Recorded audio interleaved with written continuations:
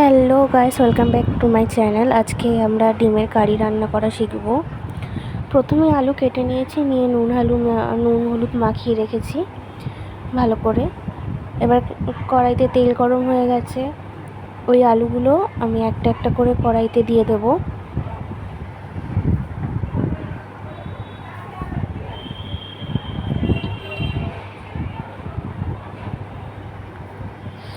সব আলুগুলো দিয়ে তারপর এটাকে ঢেকে দেবো।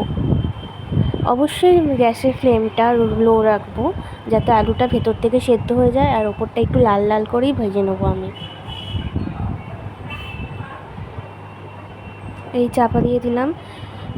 সেদ্ধ করে নিচ্ছি ডিম আগে থেকে, আর গায়ে এরকম কেটে কেটে দিয়েছি একটুখানি, যাতে ভেতরেও মশলা ঢোকে, নুন হলুদ ঢোকে। দেখুন প্রত্যেকটা ডিমেই গায়ে একটু করে কেটে দিয়েছি। এবার একটু নুন দিলাম, হলুদ, এভাবে মাখাতে যাচ্ছিলাম কিন্তু হয়নি, তারপর অবশেষে হাত দিয়ে মাখাতে হলো। দিয়ে ভালো করে মাখিয়ে নিলাম নুন হলুদটা প্রত্যেকটা ডিমের মধ্যে।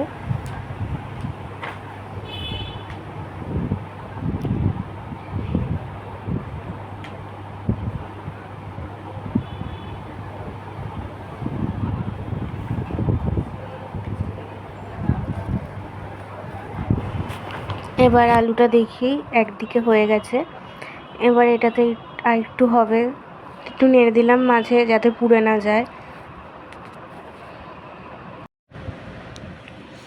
এবার তো দেখা হয়ে গেছে, খুব ভালো করেই হয়ে গেছে এটা।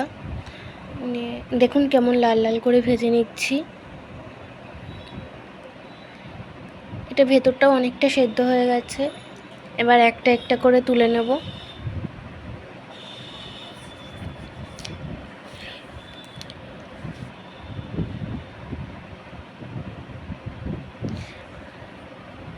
সবকটাই তুলে নেব। এক হাতে ভিডিও করা রান্না করা একটু চাপের, তাই এরকম করে হচ্ছে, আপনারা প্লিজ কিছু মনে করবেন না। হ্যাঁ আর হচ্ছে আমার চ্যানেল যদি এটা ভালো লাগে, এই রান্নাটা ভালো লাগে, অবশ্যই কমেন্ট করবেন, লাইক করবেন, আর অবশ্যই সাবস্ক্রাইব করে পাশে থাকবেন। আপনাদের আশা করি আপনাদের এরকম ভিডিও আরও দিতে পারবো। এবার ডিমটাকে নুন হলুদ মাখিয়ে ওটা ভেজে নেব। এটা গ্যাস বাড়িয়েই ভাজবো, কারণ হচ্ছে ডিম তো সেদ্ধ করার আগে থেকে শুধু একটু লাল লাল করে ভেজে নেব। তো সব কটা ডিমই দিয়ে দিলাম।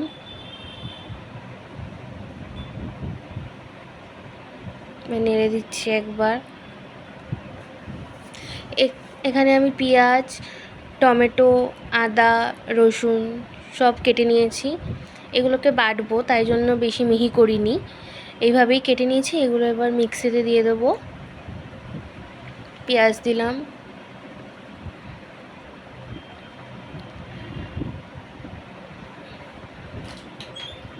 টমেটোটাও দিয়ে দিচ্ছি। টমেটো, আদা, রসুন, পেঁয়াজ সব দিয়ে দিলাম। এবার আমি এটাকে বেটে নেব। তো এখানে একটা গুঁড়ো মশলার করব, লঙ্কার গুঁড়ো,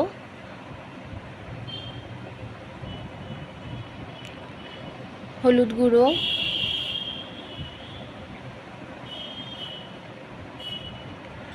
ধনে গুঁড়ো,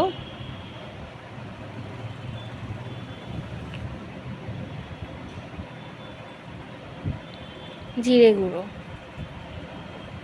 দিয়ে একটু অল্প অল্প করে জল দিয়ে মিশিয়ে নেব।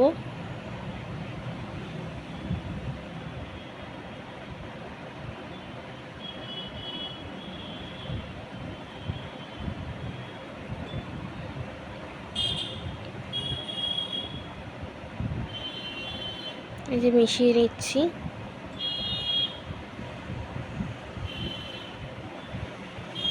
আমি একটু ঘনই রেখেছি, আপনারা চাইলে এটাকে আরও পাতলা করে দিতে পারেন। তো এবার দেখি ডিমগুলো ভাজা হয়ে গেছে, তো এটা গোলানো ডিমের দিকে যাই।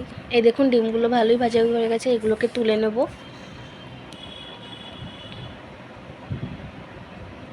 আমার এই সময় ভয় লাগছিল, এই যেটাই তুলছি সেটা পড়ে না যায় নিচে। তো যাই হোক, আমার ভাগ্য ভালো পড়েনি। তো সব ডিম কটাকে তুলে নিলাম। এবার এই তেলের মধ্যেই আমি গোটা জিরে ফোড়নে দেব।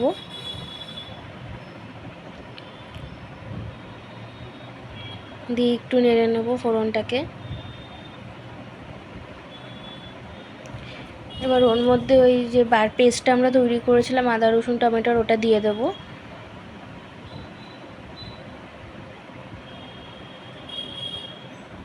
একটু জল, ওটা ধুয়ে জলটা দিয়ে দিলাম। এবার এটাকে নাড়বো।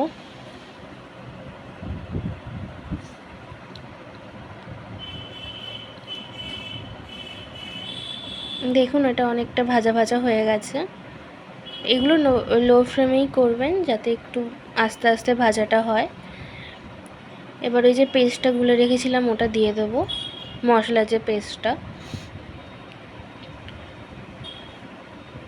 দিয়ে ভালো করে নাড়ছি। এবার এইটাকেও কষাবো, এটাকেও ভালো করে কষিয়ে নেবো আমরা। আমি নুন দিতে ভুলে গেছিলাম, তাই এখানে নুন অ্যাড করে দিচ্ছি। আমি এই সময় গ্যাসটা বাড়িয়েই রেখেছিলাম, কারণ আমার ওই সময় মশলাটা কষানো হয়ে গেছিলো, অনেকটাই কম আছে। তো এবার আমি আঁচটা বাড়িয়েই সব কিছু আবার ভালো করে কষিয়ে নিচ্ছি। দেখুন কালারটা অনেকটাই পাল্টে গেছে আগের থেকেই।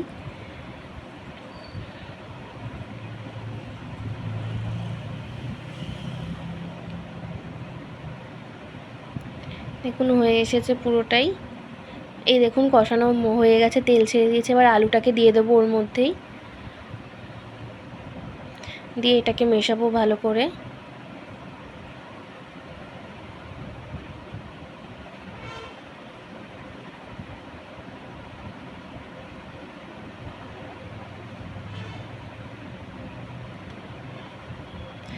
মেশানো হয়ে গেছে। এবার এর মধ্যে আমরা জল অ্যাড করব। এই যে জল, পরিমাণ মতন জল নিয়ে অ্যাড করবেন।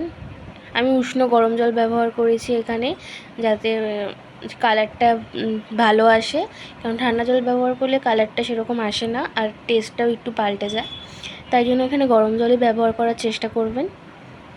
তো এই দেখুন আমি একটু কষা কষা রাখবো, তাই জন্যই অল্প জল দিয়েছি, আপনারা চাইলে বেশি জল দিতে পারেন। এবার ঢাকা দিয়ে দেবো। এই দেখুন ডিম দিয়ে দিয়েছিলাম মাঝে, ওটা শর্ট নিতে আমি ভুলে গেছিলাম। তো ডিম দিয়ে আর একটু জল দিয়ে আমি ফুটিয়ে নিচ্ছি এটাকে। এটা আমার রান্না হয়ে এসেছে। তো এবার দেখুন এটাকে আমি নামিয়ে নেব। দেখুন নামানোর পর চেহারাটা কত ভালো। অবশ্যই নেক্সট ভিডিওতে থাকবো। Tata, bye bye.